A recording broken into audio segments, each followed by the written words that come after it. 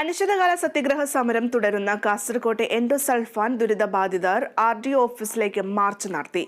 മുഖ്യമന്ത്രി നൽകിയ വാഗ്ദാനങ്ങൾ പാലിച്ചില്ലെങ്കിൽ സമരം ശക്തമാക്കാനാണ് തീരുമാനം. അനിശ്ചിതകാല സമരം 100 ദിവസം പിന്നിട്ടിട്ടും സർക്കാർ ചർച്ചയ്ക്ക് പോലും വിളിച്ചില്ലെന്നും ആക്ഷേപമുണ്ട്.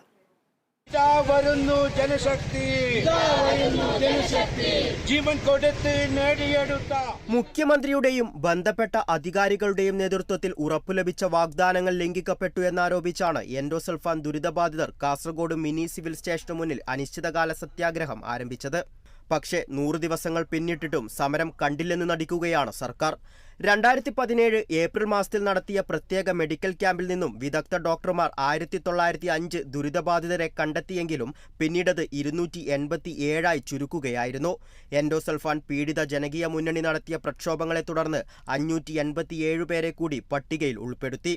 അതേ ലിസ്റ്റിൽ ഉൾപ്പെടാത്ത 1031 പേരെ തിരിച്ചെടുക്കണമെന്ന ആവശ്യം നേടിയെടുക്കുവാനുള്ള പ്രക്ഷോഭങ്ങളുടെ ഭാഗമായാണ് കാഞ്ഞങ്ങാട് മിനി സിവിൽ സ്റ്റേഷനു മുന്നിൽ അനിശ്ചിതകാല സമരം ആരംഭിച്ചത്.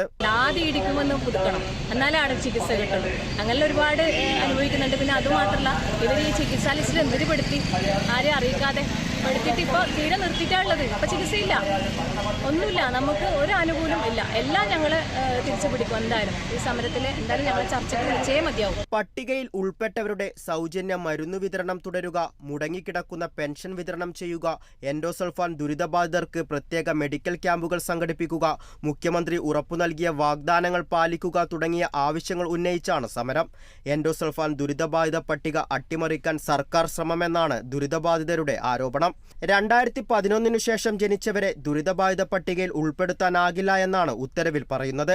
ഇതിലൂടെ ആയിരക്കണക്കിന് ദുരിതബാധിതരാണ് പട്ടികയിൽ നിന്നും ഒഴിവാക്കപ്പെടുക. Kerala vision news, Kasaragod.